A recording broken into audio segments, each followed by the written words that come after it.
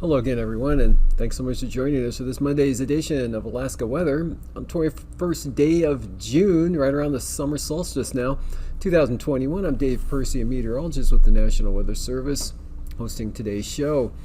Up first, we have got, fire danger chart and kind of a resurgence in the fire danger there over the upper Yukon Valley. Actually, along the Porcupine River, we've got areas of extreme coming back in today. That due to the warm, dry conditions up there. Temperatures back into the 80s in the upper Yukon Valley at mid-afternoon, 3 p.m. Chalkitsik at 82 degrees, Beaver at 80 degrees, and that helped boost the fire danger back up after the areas of significant rain that fell across the area over the weekend, Saturday night, Sunday. And then not too bad anywhere else except over toward the toward the northwest coast there. Looks like in the Noatak Valley, some areas of high fire danger in that area. And also the same thing, dry conditions, temperatures warming like, Ambler up to 75, nice 75 degree temperature this afternoon. Kotzebue had 70 degrees. And so moving on from fire danger chart to the hazardous weather graphic, there are no watches, warnings, or advisories out anywhere in the state for the next couple of days. Distinct lack of storminess until actually Wednesday. We got a pretty good storm coming up to the Alaska Peninsula, bring some gale and storm force winds into the coastal areas around Kodiak Island and North Gulf Coast with the storm force winds forecast in the Barren Islands. Otherwise, warning free around the state. Satellite imagery showing, again, a lot of clouds over the eastern interior and some pretty significant rainfall amounts falling over the eastern Copper River Basin. Heaviest amount was Chisana, east of Gulkana. They had 1 1/3 inches of rain. That's a 12-hour amount. May Creek in the same time period had 0.6 of an inch of precipitation. And lighter amounts north of the Alaska Range. Tokes, for example, picked up about maybe 1/4 of an inch of precipitation, or 1500ths or so. And then, Eagle Summit there northeast of Fairbanks had about 1/4 of an inch. And then it cuts off. You can see a lot of sunshine up over the Brooks Range and into the North Slope with some lower clouds over the central Arctic coast, a little bit to the east side, but sunshine on the western Arctic coast there and toward the northwest coast as well. Northern Bering Sea still looking pretty good. More clouds than yesterday, especially around St. Lawrence Island, the Yukon Delta coast and the Bering Strait, but still quite a swath of clear skies from the Russian Far East. They're extending east-southeast right into the southwest coast and Alaska Peninsula and Bristol Bay.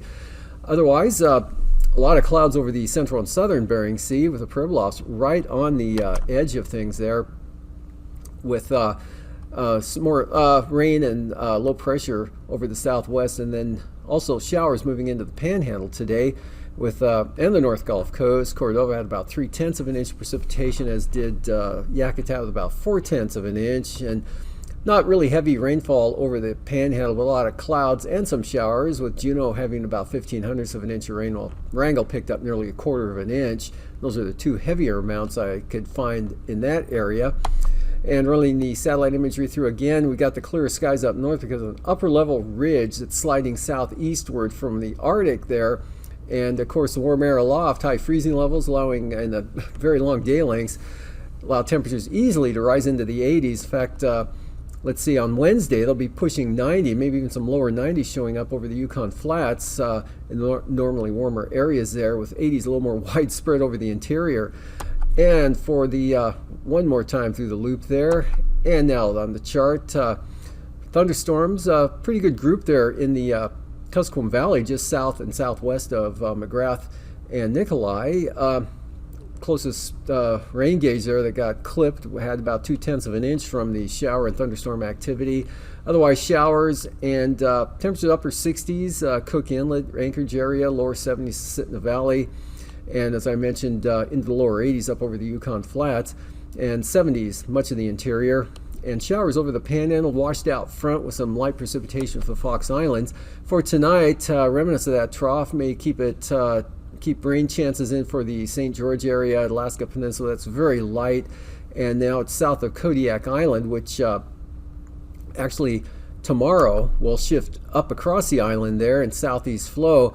And that's going to make for a mostly cloudy, showery day for Kodiak Island, Alaska Peninsula, all the way to Unalaska Island, and maybe the Pribilofs as well. No big storms. Main low center now south of Atka. And showers and thunderstorms developing in the afternoon, also with some clearing periods. Be some sunshine, starting to allowing temperatures to warm a little more. And actually temperatures will be warming, let's call it lower to mid 80s for the highs up in the northeast interior, and near 80 in the Tanana Valley around Fairbanks. Lingering showers, not too bad though. Light, more of a hit and miss situation there for the Panhandle, along with the increasing sunshine. And showery for the west coast, Yukon-Kuskokwim Delta up across Seward Peninsula, maybe in toward Kotzebue Sound, but a lot of sunshine, North Slope, Arctic Coast, into the Kobuk-Koyukuk Valley, Noatak Valley areas. And on Wednesday, there's that big storm coming up to the Alaska Peninsula. 976 millibars, not bad for late June, right over the almost near Cold Bay, Nelson Lagoon. And again, ahead of that front, tight gradient there as it presses up toward the coast, puts a squeeze on the atmosphere, some ridging building in right along the coastline. So we're looking at 50-knot easterly winds for the Barren Islands, sustained. That's good for storm warnings and gale warnings. Kodiak Island, North Gulf Coast, even Cook Inlet and Prince William Sound in the gale, has gale warnings out. And quite a precipitation shield with that. Look for rain heavy at times. Kodiak, Kenai Peninsula, North Gulf Coast, with rain overspreading the Panhandle by late in the afternoon toward evening. But the interior dry, highs in the 80s to lower 90s again over the upper Yukon Valley. Isolated thunderstorms possible over the Brooks Range. And for lows tonight, lower to mid 50s central interior, 30s along the Arctic coast, otherwise 40s lower to mid for the Bering Sea and the Aleutians. 45 to 50 southern Alaska, and the Panhandle highs for tomorrow, lower to mid 80s there. Kobuk, Koyukuk Valley, into the Yukon Flats, near 80 for the Tanana Valley, and 70 75 to Sitna Valley, Copper River Basin, otherwise 65 to 70 Kenai Peninsula, lower 50s Kodiak Island, and let's see, went a little fast there, and in the 60s for the Panhandle. Otherwise, out in the Bering Sea and the Aleutians, upper 40s to lower 50s, mid 40s St. Lawrence Island. Lows, again, a little warmer, but not too much, mid 50s, upper 50s, the 58 at Ambler, and above freezing even along the Arctic coast now, otherwise 40s, lower 50s across southern Alaska, with temperatures in the upper 40s near 50 for the Panhandle. Same thing for Kodiak Island.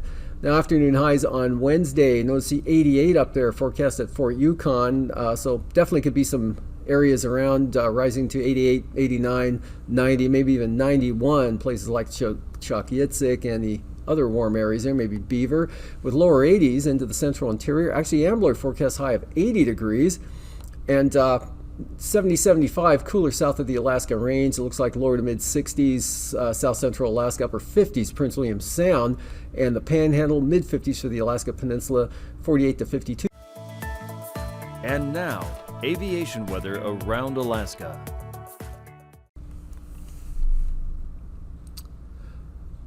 First line weather graphic here for, let's see, Tuesday morning. Marginal VFR along the Arctic coast, but the North Slope on down into the interior to the Alaska Range, and then toward Bristol Bay, VFR, but then Bristol Bay marginal, and some IFR into southern Cook Inlet, and or up to about the Forelands, and most of the Kenai Peninsula, Prince William Sound, into Portage, possibly Girdwood maybe, and in the Copper River Basin. And IFR off the north coast of the Panhandle, solid IFR through the Bering Strait, Bering Sea, and Aleutians, and some of the Alaska Peninsula. For the afternoon, that doesn't change a whole lot. IFR retreats from Cook Inlet, still catching the south coast of the Kenai Peninsula. Prince William Sound, marginal VFR, Copper River Basin, marginal VFR, northern Sitna Valley, Talkeetna Mountains, all marginal, but areas to the north and to the west out to the coast. Good VFR. Western Central Arctic coast, marginal. Solid IFR over the Bering Sea from the Bering Strait and Kodiak Island, IFR. Panhandle, VFR. And for the Wednesday morning outlook, marginal VFR for the southeast coast with IFR along the central and south coast, and IFR pushing into southern Prince William Sound, Montague Island, maybe Resurrection Bay, definitely at the south coast of the Kenai Peninsula, all of Kodiak Island, most of the Alaska Peninsula. Solid IFR again for the Aleutians in the Bering Sea, although St. Lawrence Island might be marginal. And IFR, though, through the Bering Strait, Seward Peninsula, central eastern Arctic coast, VFR in the interior, except from the Alaska Range southward. We've got marginal VFR for the Copper River Basin and northern Susitna Valley.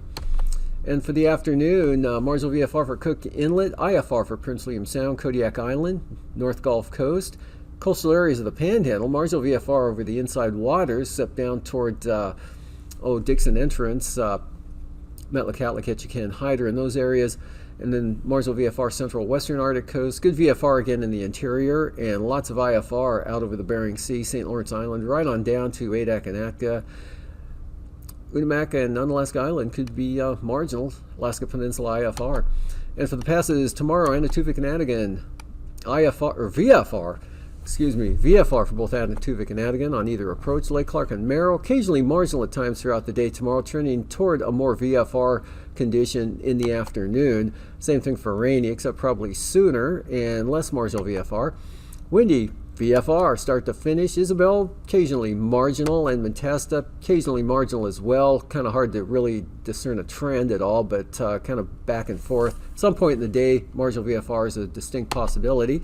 And for Tanita, same thing. Marginal VFR tomorrow, possible at some point in the day. And Portage, IFR trending toward marginal VFR. And Chilcoot White, good VFR. Freezing levels, we've got 10,000 feet, upper level ridge slipping southeastward out of the Arctic, and the warm air aloft with that. 10,000 feet right over the north slope and Arctic coast, and 8,000 feet southern Alaska, 10 to 12,000 feet southern Panhandle, chillier out over the western central Aleutians, down to about 4,000 feet. Not much of an icing threat tomorrow, maybe some mixed light icing, western Alaska Range across the Yukon River to the Seward Peninsula, possible icing potential Alaska Peninsula of the light variety, Kodiak Island. And for the jet stream, upper level ridging there over the north slope into the Yukon, kind of sliding southeastward, and southwest flow continuing, west-southwest flow into the Panhandle, and southwesterlies over the Alaska Peninsula, with a general trough there just north of the Fox Islands, another one south of Adak, and yet another weak system there near St. Lawrence Island. And at 9,000 feet, low pressure there near the Fox Islands, south to southeast flow. Not too bad, maybe 20 to 30 knots, not too strong. Light over the interior with high pressure. And then main wind flow south of the Panhandle, and even that's not all that strong. Down to 3,000 feet, we've got a narrow band of some stronger winds, east-southeast 40 knots through the Barren Islands, southern Cook Inlet, Kamishak Bay, through the Kamishak Gap there, into the interior, and maybe along the northern or Togiak, Cape Newenham area, but not too serious. So turbulence-wise, looking at light to isolated moderate chop, about 5,000 feet there, Kodiak Island, and the western Aleutians.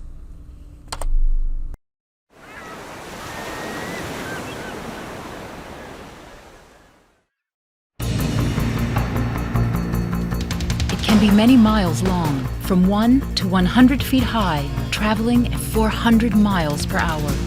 This ocean monster is known as a tsunami, and it can wreak havoc on coastal populations and landscapes.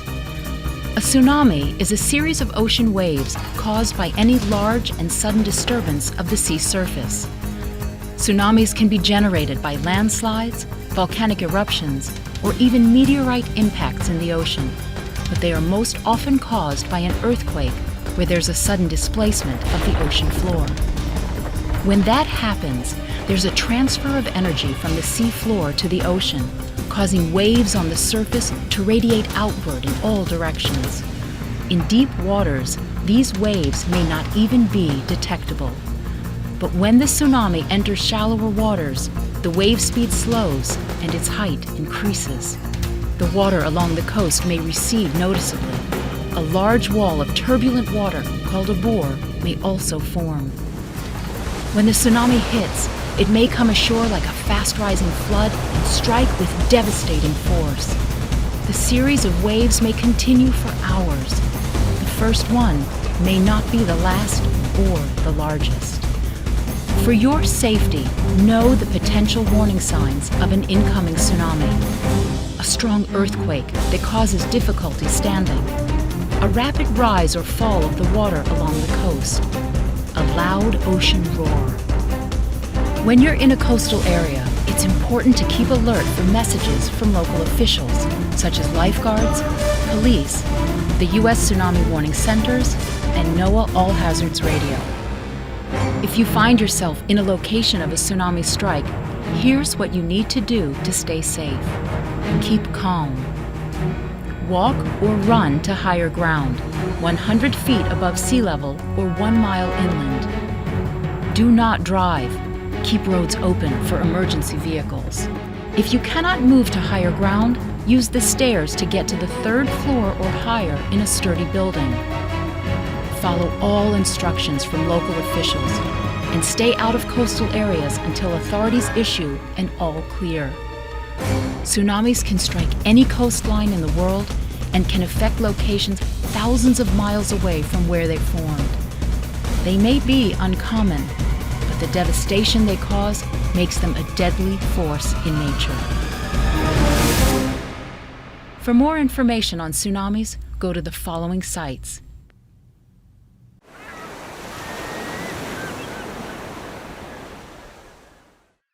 Tsunami, a killer wave, speeding across the ocean at 400 miles an hour.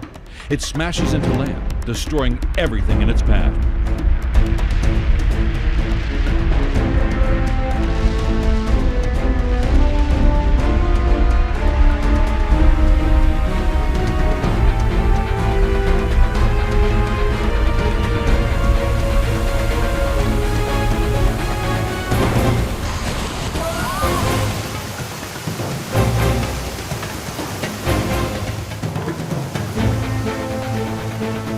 Tsunamis do not have a season, but they can strike any coast at any time.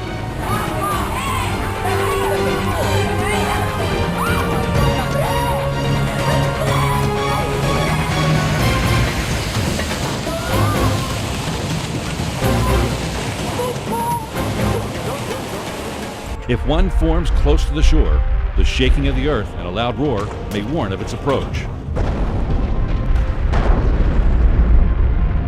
But when a tsunami forms across the ocean, it can take hours to reach the shore, enough time to warn people to move to higher land. Over the past 20 years, NOAA has developed DART, a real-time monitoring system that provides data for forecasting tsunamis. The DART systems have been deployed in earthquake-prone areas throughout the ocean, including the Pacific and Indian basins. A DART system combines a surface buoy and a sensor on the ocean floor. This sensor detects changes in water pressure and seismic activity and transmits the data back to the surface. If these changes indicate a tsunami may form, the buoy signals an alert via satellite to the tsunami warning centers in Alaska and Hawaii. Back at the centers, scientists plug the data into pre-existing models. These models predict the height, the arrival time, and the coastal locations that the tsunami will hit.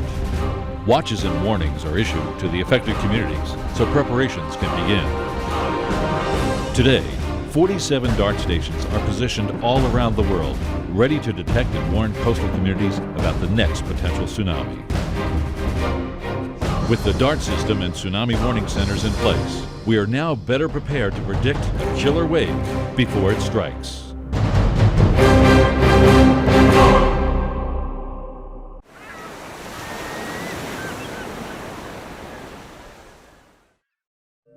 December 26, 2004.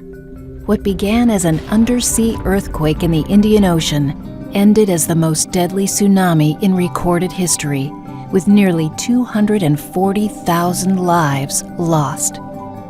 This was a devastating wake-up call to coastal communities and tsunami research. Prior to this event, only 6 of NOAA's Deep Ocean Assessment and Reporting of Tsunami, or DART, buoys were in place.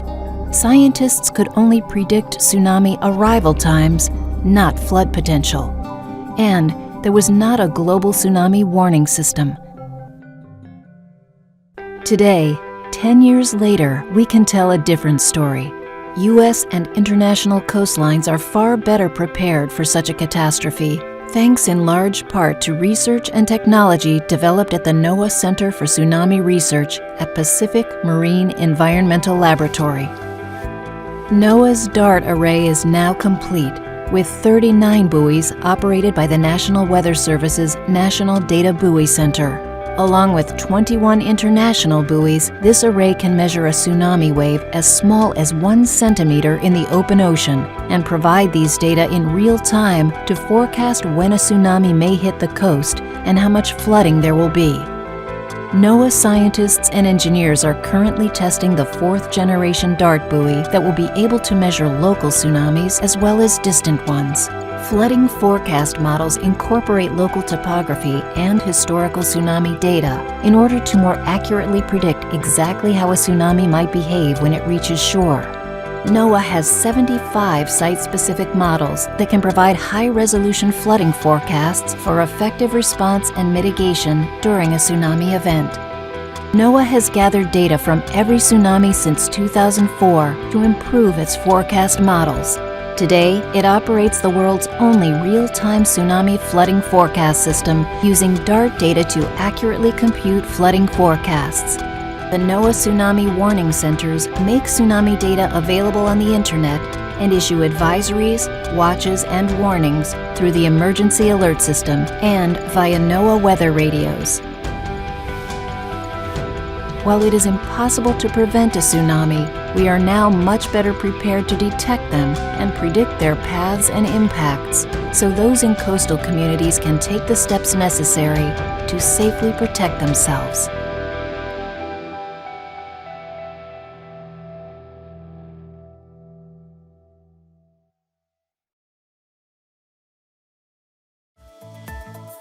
And now, marine weather around Alaska. Welcome back. Looking at today's sea ice analysis, the Arctic shot here showing pretty solid ice up there in the Arctic. A little bit of break up there, Mackenzie Bay, and in the open water there into the Chukchi Sea and off the western Arctic coast. Otherwise, shore-fast ice there along the northwest coast, northern Seward Peninsula up around Cape Lisburne. And moving on to coastal water forecasts. We've got for tomorrow, light winds along the Panhandle, variable 10 knots on the outer coastline, seas running at about 6 feet, and northwest winds at 10 knots for Clarence Strait, otherwise light south winds, 10 knots for Stevens Passage, Lynn Canal, Glacier Bay, seas pretty slight at 2 feet. Not so on Wednesday, gale warnings coming into the north coast there, southeast increasing 35 to 40 knots, with seas building as high as 18 feet. Good small craft advisories on the south coast from the south-southeast, sustained at 30 knots with seas 12 to 13 feet. Clarence Strait, winds coming up in the afternoon to 20 knots from the southeast, southeast 15 for both Stevens Passage and Lynn Canal. Prince William Sound tomorrow, variable to east winds at 10 knots.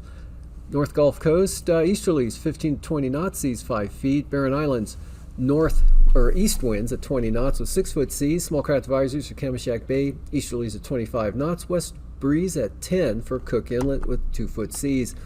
Big increase in the winds coming up for Wednesday. Northern Cook Inlet, northeast 30 knots with 5-foot seas, and gale warnings for Southern Cook Inlet here in late June. Northeast 35 knots, 10-foot seas, and 40-knot full gales there for Kamishak Bay. Storm warnings for the Barren Islands. East sustained 50 knots, seas around 20 feet, and good gales, full gales for the North Gulf Coast. East 40 to 45 knots, seas just under 20 feet, and Prince William Sound. Gale warnings out for Wednesday for east winds at 35 knots and seas at 7 feet. Kodiak Island, Shelikof Strait, northeast 25 tomorrow for small craft advisories, otherwise east winds 20 knots on the east side of the island. Alaska Peninsula, southeast 10 to 20 knots, east 20 for Bristol Bay. And then bring the gales into Kodiak Island on Wednesday, southeast 40 there on the east side, northeast 45 knots, Shelikof Strait, and 30 knots out of the northeast for Bristol Bay. And the Bering Sea side of the Alaska Peninsula, small craft advisories, northeast 25 knots, seas 8 feet. Pacific side, northwest at 20. Fox Islands tomorrow, east to south winds, 15 knots, with seas running 3 to 7 feet, and east-northeast, 10 to 15 knot winds for Adak and Atka, northeast winds 20 knots from Chitka to Shemya. They'll swing around to the northwest from Shemya to Kiska on Wednesday at 20 knots. Small craft advisories, west 25 knots on Chitka Island, northwest 20 for Adak and Atka, north winds 20 knots for the Fox Islands, with seas 5 to 8 feet. Southwest coast tomorrow, easterlies 10 to 20 knots, east 20 knots for the Pribilof Islands, and east 15 knots for St. Matthew Island, St. Lawrence Island, northerlies at 15 knots with 4-foot seas. Outlook for Wednesday, St. Lawrence Island and the Yukon Delta coast, north winds 20 knots, also north winds 20 knots for St. Matthew Island, St. Paul Island, and St. George Island, I guess Walrus Island too. And Kuskokwim Delta coast, northeast at 20 with 7-foot seas. Yukon Delta coast, I think I already said that, north at 20. Norton Sound east at 15. Eastern Beaufort Sea coast, west-northwest breeze, 10 to 15 knots tomorrow. Even, light winds also for the central coast out of the north. Northeast 20 for the western Arctic coast all the way down to Cape Thompson to Wales, northwest at 15. And then going on to the outlook for Wednesday, central and eastern Beaufort Sea coast, light west winds at 10 knots, but the west side there, northeast at 20, turn northerly at 20 from Cape Beaufort to Cape Thompson to Wales, northwest at 15. And now taking a look at the state tonight, showers, central southern part of the state, dry to the north with upper level high pressure sliding southeastward across the area there. So fair skies, clear skies, sunshine, and light winds. Could be some patchy fog in the Arctic coast, but nothing too serious. Lingering showers over the north central panhandle, otherwise drying.